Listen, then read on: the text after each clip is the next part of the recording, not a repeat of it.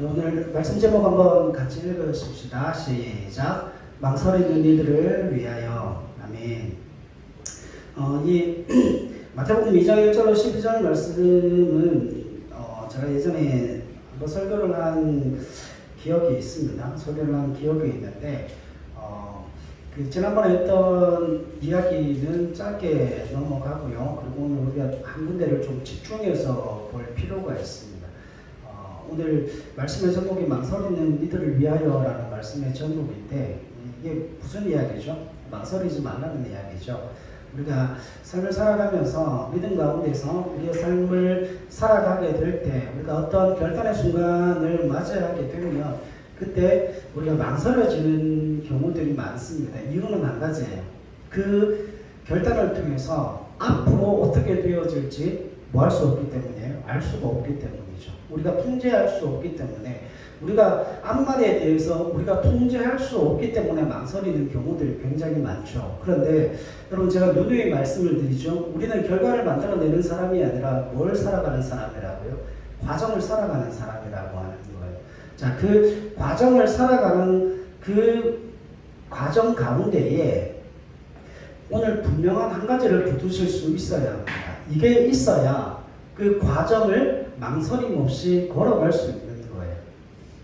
오늘 귀한 생명의 말씀을 통하여서 우리가 하나님 앞에 그 믿음을 가지고 망설임 없이 하나님께서 우리에게 요구하시는 그 믿음의 길을 걸어갈 수 있는 그 길이 무엇인지를 말씀을 통해서 좀 발견했으면 좋겠습니다. 오늘 2장을 보면 동방박사들에 관한 이야기가 나옵니다. 여러분 실제로 그 동방박사에 관한 이야기는 이 황금과 유향과 몰약을 세 가지의 예물을 드렸다고 그래서 동방박사 세 사람이라고 이야기를 하는데 이 사람들이 어디서부터 왔다고 그래요? 동방에서부터 왔다고 동방박사라고 이야기를 하죠. 그러니까 이 사람들이 떠나온 그곳이 옛날 고대 바벨론 지역이에요. 고대 바벨론 지역인데 그게 어딘가 하면 동쪽이거든요. 성경에서 동쪽은 어떤 곳으로 유명합니까? 동쪽 하면 죄인들이 도망간 곳이에요. 죄인들이 도망간 그곳이 대부분 다 동쪽이고 그러니까 그 성전의 문도 어디를 향해 열려 있는 거예요? 동쪽을 향해 열려져 있습니다. 왜 그쪽을 향해 열려져 있을까요? 왜 그쪽을 향해 열려져 있을까요? 동쪽으로 도망간 그 죄인들이 돌아오려면 어디로 돌아와야 돼요? 서쪽으로 돌아와야 되죠. 그래서 성막을 보게 되면 그 성막의 문이 대부분 이게 그 규빗으로 따져보면 규빗을 메다로 환산을 해보면 12m 정도가 됩니다. 그러니까 성막으로 모세를 통해서 성막을 만들라고 그러죠. 근데 그 성막을 출입하는 문이 12m예요. 그냥 작은 문이 아니고 엄청나게 큰 문입니다. 왜 그렇게 크게 만들었을까요? 누구든지 들어오라는 이야기예요. 그래서 그 문은 어디로 열려 있어요? 서쪽으로 열려져 있습니다. 왜냐하면 동쪽으로 도망간 죄인들이 서쪽으로 돌아와야 하기 때문에. 자, 그런데 지금 그 동방 박사들이 동방으로부터 왔다라고 그러면 이 동방 박사들이 오늘 2장 1절 말씀을 보면 헤롯 왕 때 예수께서 유대 베들레헴에서 나신 후에 동방으로부터 박사들이 예루살렘에 왔다라고 이야기하면서 2절에 유대인의 왕으로 나신 이가 어디 계시냐? 우리가 동방에서 그의 별을 보고 그에게 경배하러 왔노라라고 말씀을 하고 있어요. 자, 그런데 여러분 이 동방 박사들이 무엇을 근거로 해서 지금 아기 예수님을 경배하러 왔는가 하면 6절 말씀을 보세요. 6절 말씀을 보면 또 유대 땅 베들레헴아 너는 유대국 중에서 가장 작지 아니하도다 내게서 한 다스리는 자가 나와서 내 백성 이스라엘의 목자가 되리라 하였음이니이다. 이게 미가서 5장 2절의 말씀인데 미가서에 메시아에 대한 예언이 주어져 있죠. 그런데 이 동방 박사들은 무슨 말씀에 대한 예언을 듣고 왔는가 하면 민수기 22장부터 24장에 보면 발락이라고 하는 왕이 발람이라고 하는 거짓 선지자를 불러서 이스라엘 백성들을 저주하라고 하는 장면이 나와요. 그런데 발람이라고 하는 이 거짓 선지자가 발락이라고 하는 그 모압 왕의 명령을 듣고 돈을 받고 저주를 하려고 그랬는데 손을 들어 저주하려고 기도를 시작하면 뭐가 나오는 거예요? 축복이 나오는 거예요. 그래서 제일 마지막에 무슨 이야기가 나오는가 하면 별에 관한 이야기가 나옵니다. 한 별이 나타나게 될 것이고 그리고 그 별을 통하여서 이 땅 가운데 메시아가 오실 그 예언의 말씀이 주어지는데 구약 성경에서 별은 뭐에 관한 예언이에요? 메시아에 관한 예언입니다. 메시아에 관한 예언인데 이 박사들이 뭘 보고 왔어요? 2절 동방에서 그의 뭐를 보고요? 별을 보고 그에게 경배하러 왔다라고 이야기를 합니다. 그러니까 이 동방 박사들은 어떤 사람인가 하면 별을 연구하는 천문학자들이에요. 오늘 우리 시대로 이야기를 하면 그냥 뭐 타로점을 치는 사람들이 아니고 그냥 정별을 봐주는 사람들이 아니고 천문학자들로서 하늘에 나타나는 그 현상들을 통하여서 그 시대나 어떤 시대에 대해서 뭐를 하죠? 해석을 하고 그래서 어떤 큰 일이 있을 것이라고 하는 것을 예상하는 학자들이에요. 그러니까 오늘날로 이야기하면 천문학자들이 되어지는데 수준이 어느 수준인가 하면 지금 미국에 있는 나사에 근무하는 그 정도의 지식을 가지고 있는 학자들이라고 하는 거죠. 근데 이 학자들이 뭘 하는 사람들인가 하면 날마다 하늘을 보고 천체를 관측하는 사람들인데 이 천문학자들이 이 동방박사라고 하는 이 천문학자들이 결국 누군 거예요? 별을 연구하는 학자들. 근데 어떤 별을 연구하는 학자들? 동방으로부터 떠오르는 별. 그러니까 구약에 보면 그 별에 관한 이야기를 뭐라고 설명하는가 하면 동방으로부터 떠오르는 한 별이 있을 거다. 그러니까 그 이전에도 없었고 그 이후에도 없었던 어떤 특별한 별이 동방으로부터 떠오르게 되어지게 될 것이고 그 별이 떠오르면 누가 태어났다는 걸 알라는 거예요. 메시아가 이 땅 가운데 오셨음을 그들이 성경의 예언을 통해서 알고 있었다라고 하는 거죠. 그러니까 그 예언이 주어지고 난 이후에 지금 이 상황이 언제인 거예요? 이 상황이. 그러니까 예수님께서 그 AD와 BC를 나누는 기준이 있잖아요. Before Christ, Ad Domine. 그러니까 예수님께서 이 땅 가운데 오신 그때가 예수님 전과 예수님 후를 나누는 기준이 되어지는 거죠.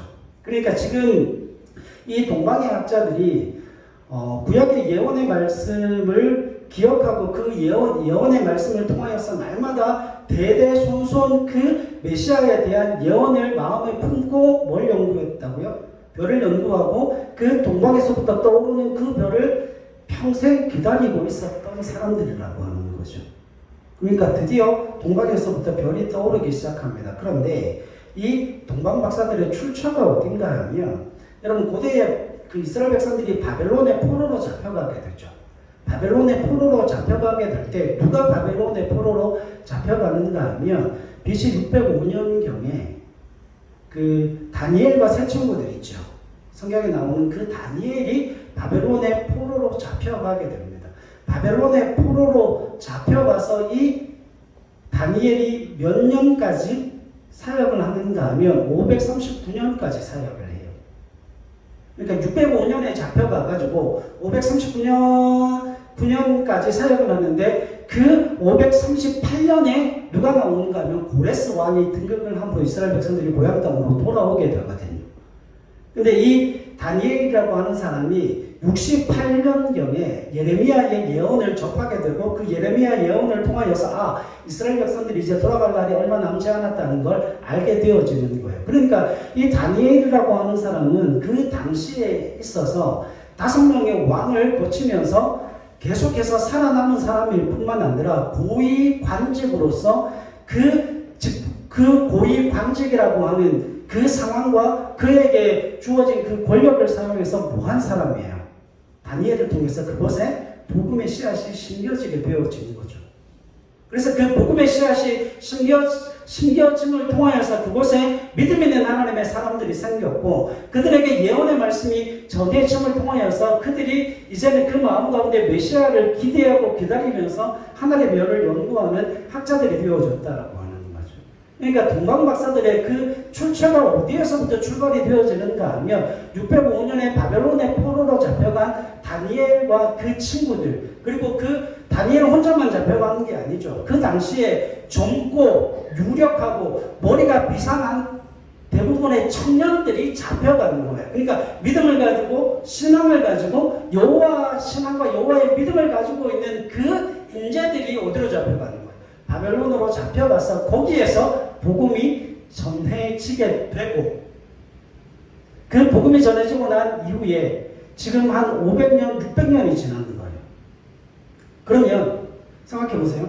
이 동방 박사들은 어떤 사람들인가 하면 그 복음의 소식을 듣고 적어도 500년 이상은 뭐 하는 거예요? 그 믿음과 신앙을 지키며 자자손손 여호와의 때, 이 땅 가운데 메시아가 오시 그때를 기다리며 뭘 연구하던 사람? 하늘의 별을 연구하던 사람이었다는 거죠.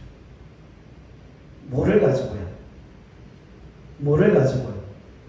다니엘이 정하여 준 그 예언의 말씀을 마음에 새기고 별을 기다리고 있었던 사람들이에요. 그런데 드디어 뭐가 떠오릅니까?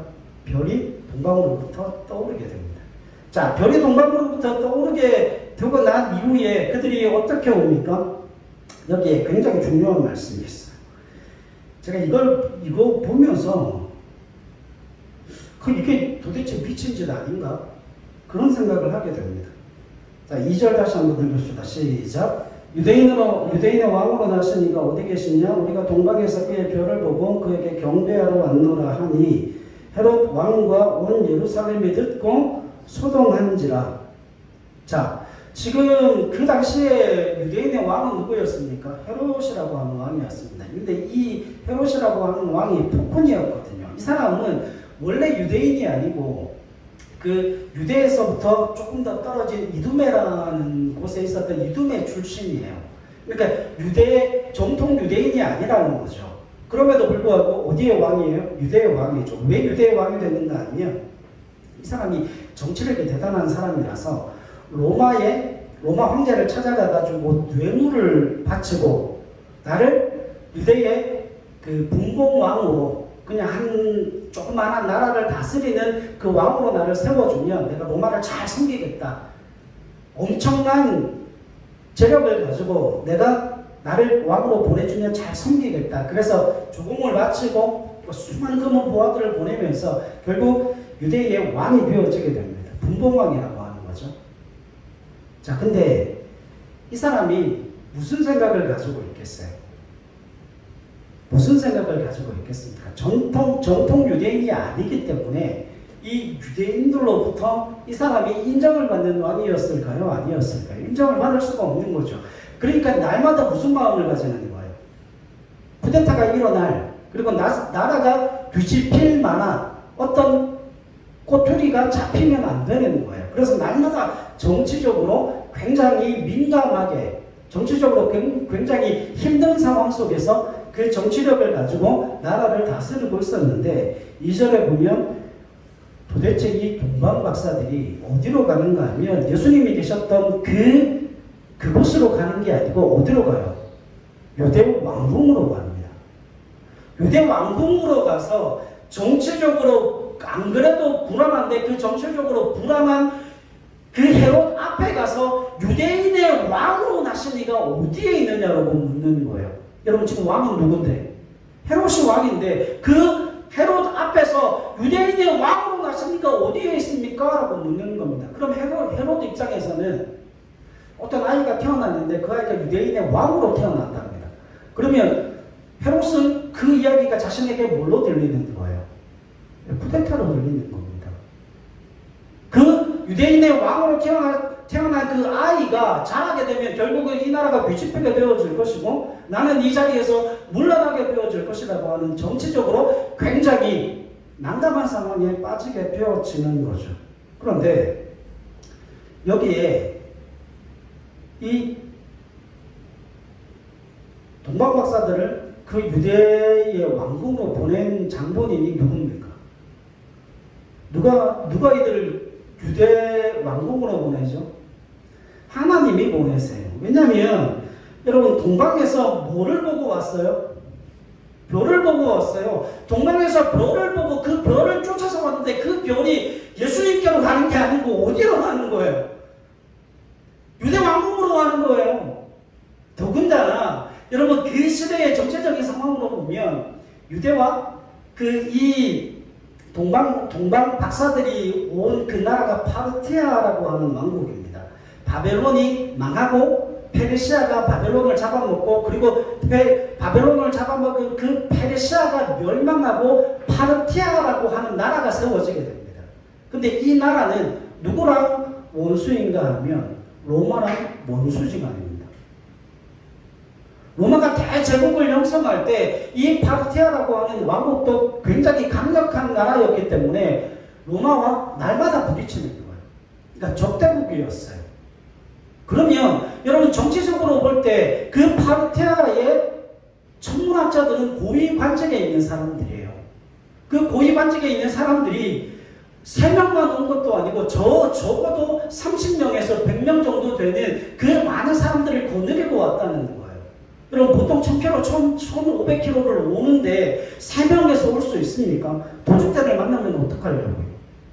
근데 그들이 고위 관직에 있었던 사람들이기 때문에 혼자 온 게 아니고 그 많은 식량들과 그 많은 식품들, 많은 사람들을 거느리고 함께 왔기 때문에 그와 같은 상황 속에서 정치적으로도 적대국인 나라에 그것도 유대 왕궁으로 들어가서 폭정을 행하고 있는 그 헤롯 왕 앞에서 유대인의 왕으로 나시는 거 어디 있습니까? 라고 묻습니다. 질문을 던지는 거죠. 여러분 하나님은 왜 이 동방박사들을 그 유대 왕국으로 인도하셨을까요? 여러분 이건 하나님이 세상에 던지는 메시지입니다. 너희가 지금 북쪽으로 나라를 다스리고 있다라고 이야기를 하지만 정치적으로 권력을 가지고 권세를 가졌다라고 이야기를 하지만 아니다. 정말 유대인의 왕으로 나실 그 메시아가 이 땅 가운데 오셨다를 누구의 이름으로 선포하는 거예요? 동방박사의 입을 통하여서 그 권세와 권력을 향유하고 그 권세와 권력을 통하여서 폭정을 행하고 있는 그 헤롯 앞에서 메시아의 나심을 선포하고 있는 겁니다. 왜요? 메시아가 오시면 어떤 일들이 일어나는데요? 가난한 자에게 복음이 전파되고 억눌린 자가 노임을 받게 되고 못 보던 자가 보고 걷지 못하던 자가 걷게 되는 가난한 자에게 복음이 증거되어지는 그 은혜의 역사가 주어진다는 의미잖아요. 그러면 지금 헤롯이 다스리고 있는 그 나라는 어떤 나라라고 하는 겁니까? 메시아가 다스리는 그 나라와는 정반대의 나라는 거예요. 힘과 권력이 지배하고 가난한 자는 더 가난하게 되고 부한 자는 더 부하게 되어짐을 통하여서 누구에게만 좋은 나라가 되어지는 거죠. 근데 그들을 향하여서 지금 하나님이 이 동방박사들을 보내서 선포하는 메시지가 그겁니다. 이 땅 가운데 온 나라와 민족 가운데 열방 가운데 하나님의 기쁨이요 땅에는 영광 그 예수 그리스도를 이 땅 가운데 메시아를 보내심으로 말미암아 그 하나님의 나라가 이 땅 가운데 세워질 것을 선포하고 있는 겁니다. 어디에다가? 세상 나라에다가요. 자, 그와 같은 상황 속에서 지금 동방박사들이 한 몇 킬로를 여행을 해서 옵니까? 그럼 적어도 그 바벨론으로부터 그 예루살렘까지 오려면 유대 땅까지 오려면 적어도 한 1500km에서 2000km는 여행을 해야 됩니다. 그러니까 지도에서 살펴보면 아브라함이 살았던 데 있죠. 아브라함이 살았던 그 티그리스 강과 유프라테스 강 제일 끝 지점에 뭐가 있는가 하면 바벨론이라는 나라가 있었어요. 거기서 쭉 거슬러서 이렇게 해서 내려오면 그 유대 땅이 있는 거예요. 근데 이 거리가 적어도 한 2000km 정도 된다라고 이야기를 해요. 그러면 몇 달 정도 걸렸을까요? 적어도 3달 이상은 걸렸을 거예요. 왜냐면 그때 뭐 아무리 빨리 와봐야 걸어서 낙타를 타고 오는데 얼마나 빨리 올 수 있겠습니까? 그죠? 그러면 여러분 생각해 보세요. 이 사람들이 어떤 사람이라고요? 이 사람들이 어떤 사람이에요? 그 시대에 그 나라에서 고위 관직자들이었습니다. 고위 공무원들이었을 거예요. 그런데 그 고위 고관 대작들이 자신이 행하던 그 일을 다 내려놓고 뭐를 보고 오는 거예요? 그 떠오른 그 별을 보고 2000km를 여행해서 오는데 그것도 3개월 편도입니다. 편도. 왕복하면 적어도 6개월에서 8개월짜리 여행이에요. 그러면 고관 대작들이 그와 같은 자신의 모든 일들을 다 내버려두고 가족도 다 내버려두고 그 먼 거리를 다 여행해 오면서 이 사람들은 뭐 하나만 믿고 오는 거예요. 구약의 다니엘로부터 전수되었던 그 믿음을 통하여서 한 동방에서부터 한 별이 떠올라서 그 별이 떠오르면 이 땅 가운데 누가 오셨다? 메시아가 오셨다는 그 사실, 그 한 예언의 말씀, 그 한 말씀을 가슴에 품고 지금 뭐하고 오는 거예요? 자신의 모든 것을 다 버리고 자신의 생명이 어떻게 되어질지도 확신할 수 없는 상황 가운데서 2000km를 여행해서 오는 겁니다. 자신의 모든 걸 다 내려놓고 그 결과가 뭡니까? 그들이 그렇게 모든 것을 다 버리고 2000km를 여행해서 와서 그들이 만난 결과는 뭐예요?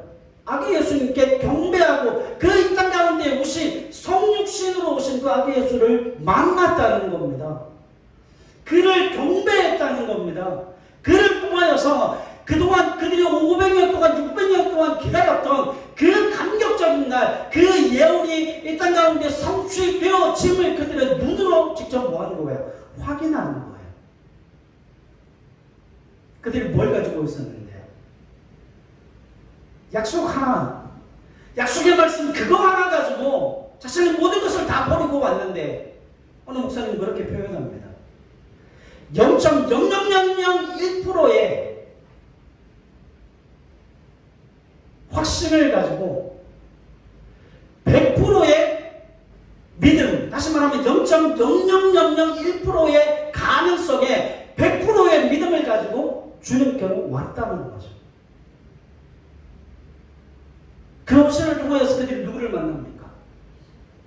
예수 그리스도를 영접하게 되고 예수 그리스도를 직접 눈으로 보고 그를 경배하게 되는 은혜의 역사가 발견되어진다는 거죠. 자, 그런데 3절 보세요. 헤롯 왕과 온 예루살렘이 듣고 소동했다 그랬죠. 4절 같이 읽읍시다. 시작. 왕이 모든 대제사장과 백성의 서기관들을 모아 그리스도가 어디서 나겠느냐 물으니. 아멘. 자, 지금 누가 물었습니까? 헤롯이 물었죠. 왕이 모든 대제사장과 백성의 서기관들을 모아 그리스도가 어디서 나겠느냐 물었죠. 대제사장들과 서기관들은 알았어요? 몰랐어요? 여러분 이거 대답 잘 하셔야 됩니다. 대제사장들과 서기관들은 알았어요? 몰랐어요? 알았어요. 정확하게 알았어요. 그러니까 6절의 이야기를 하는 거예요. 이르되 유대 베들레헴이 오니 이는 선지자로 이렇게 기록된 바 또 유대 땅 베들레헴아 너는 유대 고을 중에서 작지 아니하도다. 이게 뭐예요? 미가서 5장 2절 말씀이 구약의 예언 가운데 예언되어져 있다라고 하는 그 사실, 유대 베들레헴에서 한 다스리는 자가 나와서 내 백성 이스라엘의 목자가 되어준다는 그 예언을 누가 가지고 있는 거예요? 대제사장들과 서기관들이 이미 가지고 있고 그들이 이 말씀을 알아요? 몰라요? 이미 알고 있었어요. 여러분 보세요. 동방 박사들은 뭘 가지고 있었습니까? 구존으로 내려오는 뭘 가지고 있었죠? 말씀을 가지고 있었죠. 그 예언의 말씀을 그들의 마음에 새기고 0.0001%의 가능성을 가지고 100%의 믿음 속에서 그들이 어디로 옵니까? 적대국인 유대 땅으로 와서 아기 예수를 경배하게 되죠. 그런데 대제사장들과 서기관들은 이방인입니까? 유대인입니까? 유대인이에요. 이들은 뭘 가지고 있습니까? 구약을 가지고 있어요.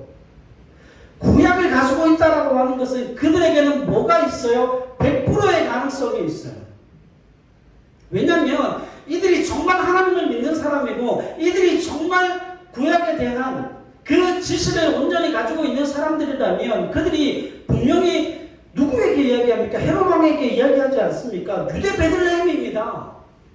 유대 베들레헴에서 다스리는 왕이 나게 될 것이고 이스라엘의 목자가 태어나게 될 겁니다. 그들이 알고 있었잖아요. 근데 여러분, 예루살렘에서 베들레헴까지 어느 정도 걸릴까요? 차로 가면 15분에서 20분이에요. 차로 가면, 걸어가면요 2시간이면 갈 수 있는 거리입니다.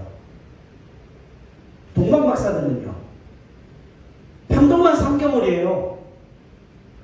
편도 3개월 동안 그 걸리는 그 거리를 그들은 모든 것을 다 버리고 왕을 만나겠다고, 메시아를 만나겠다고, 하나님께서 약속하신 그 별을 만나겠다고 자신의 모든 것을 다 버리고 0.00001%의 가능성을 100% 확신하며 온 사람들이에요. 여러분, 그 별을 보고 왔는데 아니면 어떡합니까? 아니면요 돌아가야죠. 방법이 없잖아요. 그렇지 않습니까? 그런데 그들이 뭘 확신했는가 하면 하나님의 그 생명의 말씀을 확신하고 동방에서부터 떠오르는 그 별이 메시아의 별임을 그들이 알아봤죠. 왜 알아봤는가 하면 그 별이 특별했기 때문이에요. 그 전에도 이런 별이 없었고 그 이후에도 이렇게 떠오르는 별이 없었다는 거예요. 그들이 한눈에 그걸 알아보고 자신의 모든 것을 다 내려놓고 3개월을 여행해서 자신의 모든 생명도 아끼지 아니하고 그런 정치적인 위협 속에서도 모든 걸 다 버리고 와서 아기 예수를 경배했다는 거죠. 근데 여러분, 예루살렘에 있던 유대 땅에 있던 이 대제사장들과 서기관들, 헤롯이라고 하는 사람은 빨리 가면 그 시대에 빨리 가면 1시간 반 만에도 갈 수 있는 그 거리를 이 사람들은 그 묻기만 묻고 뭐하러 가지 않아요? 경배하러 가지 않습니다. 여러분, 그들에게는 100%의 확신이 있지 않습니까? 예언의 말씀이 그들에게 주어져 있고 그 예언의 말씀이 누구에게 주어진 거예요? 유대인들에게 주어진 것 아닙니까? 그들은 그 기록을 가지고 있고 그 말씀을 가지고 있으면서도 그 100%의 가능성에 0.00001%의 믿음도 가지지 못함을 통하여서 하나님께로 갈 수 없었다는 거예요. 그 아기 예수를 경배할 수 없었다는 거예요. 자, 그런데 제가 오늘 말씀드리고 싶어 하는 게 이거예요. 제가 지금 그 이야기 하려고 하는 게 아닙니다. 2절 말씀 한번 보세요. 2절. 다시 보십시다. 시작. 유대인의 왕으로 나시니가 어디 계시냐? 우리가 동방에서 그의 별을 보고 그에게 경배하러 왔노라 했죠. 뭐를 보고 왔어요? 별을 보고 왔어요. 그런데 이 별을 보고 왔다는 것보다 훨씬 더 중요한 게 있습니다. 여러분, 이렇게 질문해 보십시다. 우리가 이 동방박사들의 그 뒤의 모습은 잘 몰라요. 그죠? 그렇지 않습니까? 여러분, 동방박사들이 자신이 가지고 있던 그 모든 고위직이라고 하는 그 모든 것들을 다 내려놓고 주님을 경배하러 왔어요. 적어도 6개월 이상은 자신이 했던 그 모든 일들을 다 내려놓아야 되고 그 위험한 상황을 마주하면서까지 아기 예수를 경배하러 왔다는 거죠. 그 뒤는 어떻게 되었을까요? 그 뒤가 궁금하지 않습니까? 저는 그 뒤가 너무 궁금한 거예요. 여러분, 그 뒤를 추측해 볼 수 있는 말씀이 있어요. 10절로 12절 보세요. 그들이 별을 보고 매우 크게 기뻐하고 기뻐하더라. 집에 들어가 아기와 그의 어머니 마리아가 함께 있는 것을 보고 엎드려 아기께 경배하고 보배압을 여러 황금과 유향과 몰약을 예물로 드리니라. 12절 별표. 다시 해봅시다. 시작. 그들은 꿈에 헤롯에게로 돌아가지 말라 지시하심을 받아 다른 길로 고국에 돌아가니라. 아멘. 여러분, 12절이 왜 필요합니까? 12절이 왜 필요해요? 지금 여기 11절의 말씀에 보면 여러분, 아기 예수께 경배하고 보배압을 여러 황금과 유약과 몰약을 예물로 주님께 드렸어요. 그런데 12절이 왜 필요해요? 12절은 저와 여러분 때문에 필요한 거예요. 12절이 얼마나 중요한 내용인지 몰라요. 이들이 별을 보고 왔다 그랬잖아요. 그리고 그 아기 예수를 경배했다 그랬죠. 그런데 그 이후의 삶이 어떻게 되었을까? 여러분들이 걱정하지 않아도 될 만큼 하나님께서 그들의 삶을 책임지시고 그들의 삶을 인도해 주시고 그들의 생명과 안전의 보장을 지켜주시고 그들이 돌아가 그들이 살아있는 그곳에서 그들의 삶을 영위하는 그곳에서 그 모든 삶과 그 모든 생명과 안전의 보장을 하나님께서 보장해 주셨다는 거예요. 이게 중요한 겁니다. 보세요. 하나님께서 그들에게 어떻게 역사하셨는지 보세요. 그들이 다시금 누구에게로 돌아가지 않았어요? 헤롯에게로 돌아가지 않았습니다. 헤롯에게로 돌아갔으면요, 죽음을 당했을 거예요. 근데 그들은 꿈에 헤롯에게로 돌아가지 말라 뭐하심을 받았어요? 지시하심을 받았어요. 이건 무슨 이야기입니까? 하나님이 그들의 길을 유대 땅으로 인도하신 게 아니고 다른 길로 인도하심을 통하여서 누구를 피해가게 하신 거예요? 헤롯을 피해가게 하신 겁니다. 이건 다른 말로 하면 무슨 이야기인가 하면 여호와 하나님께서 임마누엘 계심을 통하여서 그들의 길을 인도해 주셨고 그들의 생명과 안전의 보장을 누가 책임져 주셨다는 거예요? 주님이, 하나님이 책임져 주셨다는 거예요. 여러분, 우리가 이것을 할까 저것을 할까, 우리가 그 0.00001%의 가능성에 100%의 믿음을 가지고 그 여호와 하나님을 우리가 그 믿음의 길로 갈 수 있을까? 정말 하나님께서 원하시는 그 길에 내 삶을 올인해 드릴 수 있을까? 하나님이 말씀하시는 그 믿음과 신앙의 길로 나는 걸어갈 수 있을까? 우리는 그 의문을 가지고 있잖아요. 왜요? 이유는 뻔합니다. 우리가 우리의 앞날, 우리가 그 길을 걸어가 그 결과를 우리가 책임질 수 없기 때문에 두려운 거예요. 그렇지 않습니까? 그럼에도 불구하고 그 두려움과 맞설 수 있는 가장 중요한 이유는 하나님께서 우리의 생명과 안전을 보장하실 거라는 거예요. 그러니까 하나님께서 우리에게 그 동방박사들을 통해서 우리에게 도전을 주시는 한 가지는 망설이지 말라는 거예요. 그 믿음과 신앙의 길을 가는 데 있어서 망설이지 말고 그 길을 가라는 겁니다. 그 길을 가게 되면 하나님께서 어떻게 하시겠다는 거예요. 동방박사들을 지시하심을 통하여 다른 길로 고국에 돌아가게 하셨던 것처럼 생명과 그 모든 삶의 안전의 보장을 하나님께서 보장하시고 하나님께서 지켜주시겠다는 거예요. 여러분, 우리가 믿음으로 살면 어떻게 될까? 우리가 신앙으로 살면 어떻게 될까? 내가 무엇인가를 하루를 통하여서 내가 믿음과 신앙 안에서 어떤 결단을 내리고 그 일을 행하려고 할 때, 내가 가난해지지는 않을까? 내가 세상 사람들보다 더 못 살게 되는 건 아닐까? 내 삶이 어떻게 되고 내가 이 결정을 통하여서 하면 그 일이 도대체 어떻게 될까? 그 두려움과 떨림이 있죠. 그러나 그게 믿음과 신앙의 길이라면 망설이지 마십시오. 하나님이 책임져 주십니다. 하나님이 행하십니다. 여러분, 지난밤 힘드셨죠? 저도 새벽 4시까지 잠을 못 잤습니다. 4시에 억지로 잠을 청해서 잠을 잤는데, 오늘 제가 말씀 준비하고 묵상하면 하루 종일 지내고 뉴스 보고 하루 종일 그렇게 지나가면서 깨닫게 되어진 건 한 가지예요. 이런 말씀 드려서 죄송하지만 여러분, 이놈이 되든 저놈이 되든 똑같습니다. 왠줄 아십니까? 바꾸면 달라질까요? 여러분, 안 바꾸면 나라가 망할까요? 사람들이 그렇게 이야기하지만 여러분, 나라의 흥망성쇠는 그들에게 달려있는 게 아니에요. 정치인들에게 달려있는 게 아니에요.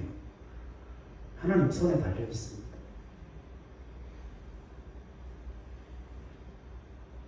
여러분, 오늘 그 모든 일련의 사태들을 보면서 제가 한 가지 다짐을 해요.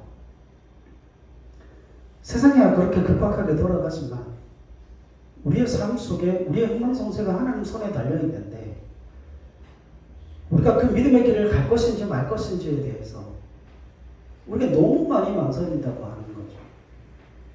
근데 하나님이 우리에게 주시는 한 가지 정말 큰 위로가 뭔가 하면 네가 그 믿음의 길을 걷기만 하면 하나님께서 그 생명과 안전의 보장을 지켜주시고 보장하시겠다는 거예요. 여러분 생각해 보세요. 동방박사들이 유대국으로 들어갔을 때 그들이 누구를 만나요? 헤롯을 만났을 때 그들은 이미 죽임을 당할 수 있었습니다. 굳이 헤롯이 그 동방박사들을 보내서 아기 예수의 탄생을 확인하지 않아도 됐을 겁니다. 누가 가면 돼요? 누가 가면 됩니까? 로마의 군인들이 직접 가면 됩니다. 대제사장들이 직접 가서 확인을 하고 그 자리에서 뭘 하면 돼요? 예수님을 죽이면 됩니다. 근데 본인들이 가요, 안 가요? 본인들이 안 가고 결국은 그 동방박사들은 뭘 한 사람들이죠? 아기 예수를 경배함을 통하여서 정말 큰 은혜를 누리고 자기의 고향으로 다른 길로 자기의 고향으로 돌아가고 때늦게 헤롯은 다시금 그 아기 예수를 찾아 나서는 일이 발생하게 되어진 거죠. 여러분 성경이 우리에게 이야기하고 싶어 하는 게 이거예요. 너희는 동방박사냐? 아니면 유대 땅에 있는 서기관들과 바리새인과 대제사장들이냐?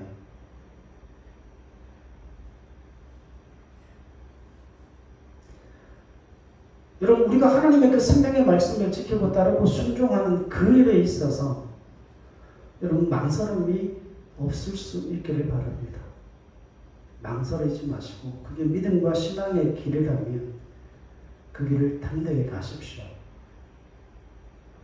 여러분 여러분들이 가지고 있는 재력, 여러분들이 가지고 있는 지식, 여러분들이 가지고 있는 힘을 의지해서 가라는 게 아닙니다. 그 길이 믿음의 길이기에 하나님이 일하실 것이라고 하는 그 100%의 확신을 가지고 그 100%의 믿음을 가지고 그 믿음으로 신앙의 길을 가실 수 있는 저와 여러분들이 되실 수 있기를 바랍니다. 여러분 우리가 망설이지만 않는다면 하나님은 꿈으로도 환상으로도 관계적으로도 하늘문을 여시고라도 여러분 그 찬양 있잖아요. 나는 믿느라고 하는 찬양 있잖아요. 주님께서 하나님께서 홍해 바다를 가르셔서 그 홍해 바다 밑에 있는 마른 땅을 걷게 하시지 않으실 것이라면 하나님이 어떻게 해서라도 이스라엘 백성들을 다 날려서라도 홍해를 건너게 하실 겁니다. 왜요? 하나님은 능력의 주님이시니까. 하나님은 모든 것을 가능케 하시는 분이시니까. 근데 그 하나님의 놀라운 은혜의 능력들은 망설이지 않는 그 하나님의 사람들을 통하여 하나님의 능력이 드러나고 나타난다라고 하는 것이죠. 여러분 우리의 최선과 하나님의 은혜가 역사를 일으키고 역사를 만들어낸다는 사실을 믿음으로 고백하는 저와 여러분들이 되실 수 있기를 바랍니다. 그래서 믿음과 신앙 안에 망설임 없이 주의 길을 가는 하나님의 사람들 되실 수 있기를 주님의 이름으로 간절히 부탁을 드립니다. 기도하겠습니다.